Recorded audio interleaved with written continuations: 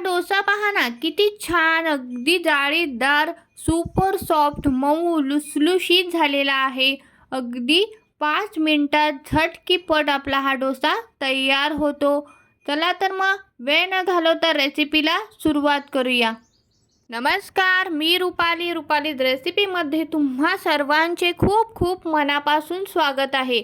तर आज आपण झटकीपट अगदी 5 मिनिटात घरच्या घरी मुरमुऱ्यांपासून डोसा बनवणार आहोत. हो, अगदी बरोबर आहे, मुरमुऱ्यांपासून डोसा बनवणार आहोत. कधी कधी काय होतं, घरात असेच मुरमुरे पडलेले राहतात, खूप जास्त सॉगी बनतात. तर त्यापासून आज आपण छान असे स्पॉन्जी डोसे बनवणार आहोत.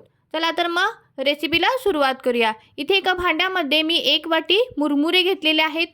त्यामध्ये आपण अर्धी वाटी दही घालायचं आहे. दही आंबट असेल तरी देखील चालेल, काहीच हरकत नाही. याने ते छान टेस्टी बनतात हे स्पॉन्जी डोसे.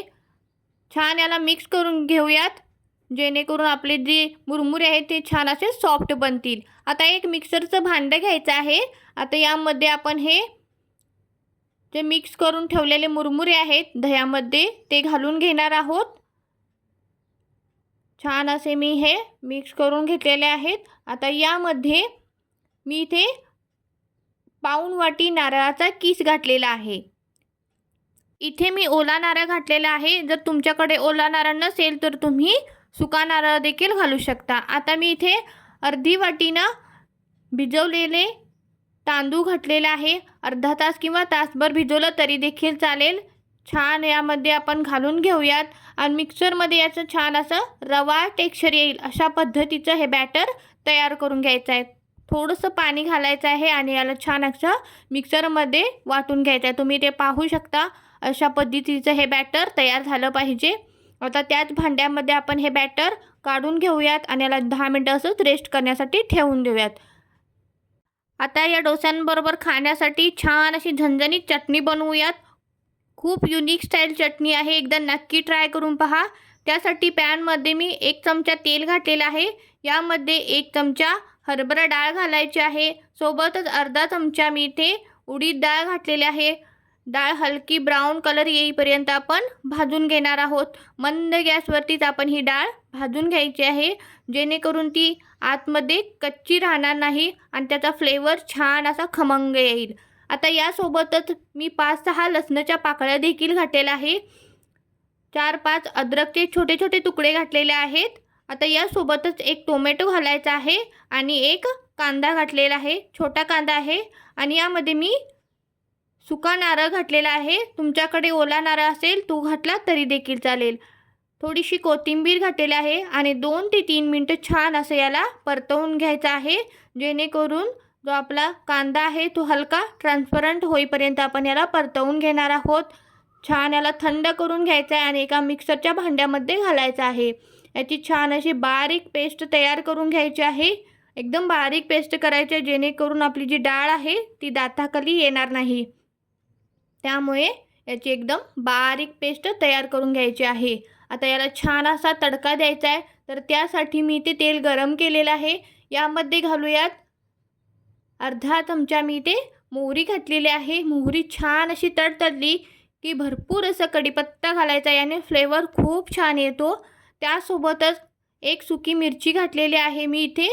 तुम्ही वाटणात हिरवी मिरची घातला तरी देखील चालेल, पण मी इथे छान कलर येण्यासाठी लाल तिखट घालणार आहे.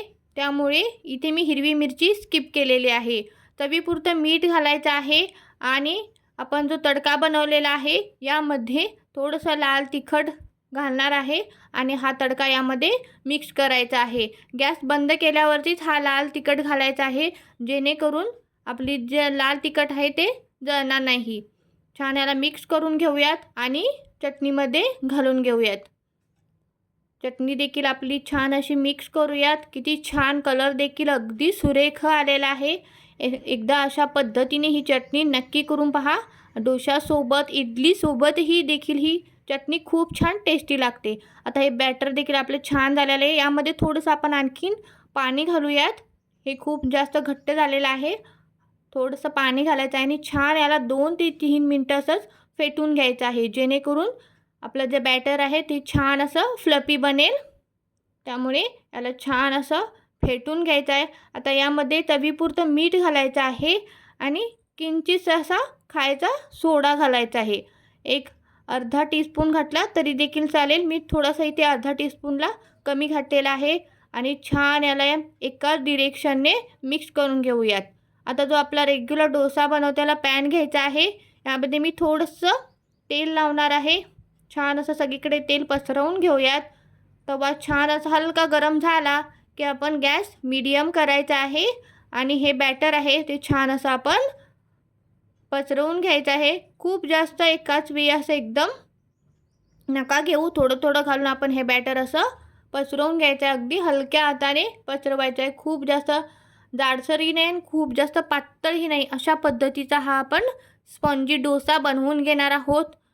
अगदी अलगद हाताने याला असं पसरवून घ्यायचं आहे. तुम्ही इथे पाहू शकता किती छान अशी जाळी सुटलेली आहे. अगदी पाहता क्षणी खावंसं वाटेल आणि खायला एकदम टेस्टी लागतो. एकदा नक्की करून पहा हा डोसा आणि व्हिडिओ कसा वाटला कमेंट करून नक्की सांगा. व्हिडिओ आवडल्यास प्लीज चॅनेलला लाईक करा, शेअर करा आणि सबस्क्राईब करायला विसरू नका, जेणेकरून माझे नवनवीन व्हिडिओज रेसिपीज तुमच्यापर्यंत पोचू शकतील. तुम्ही इथे पाहू शकता किती छान सुरेख जाळी पडलेले, अगदी सुपर सॉफ्ट स्पॉन्जी झालेला आहे. हो की नाही? वाटतो का हा अगदी आपण घरच्या घरी मुरमुऱ्यांपासून बनवलेला डोसा आहे. एकदम जाळीदार बनलेला आहे. चटणी तरी अगदी सुरेख झालेली आहे. मस्तच. चला तर मग पुन्हा भेटू. तोपर्यंत बाय बाय.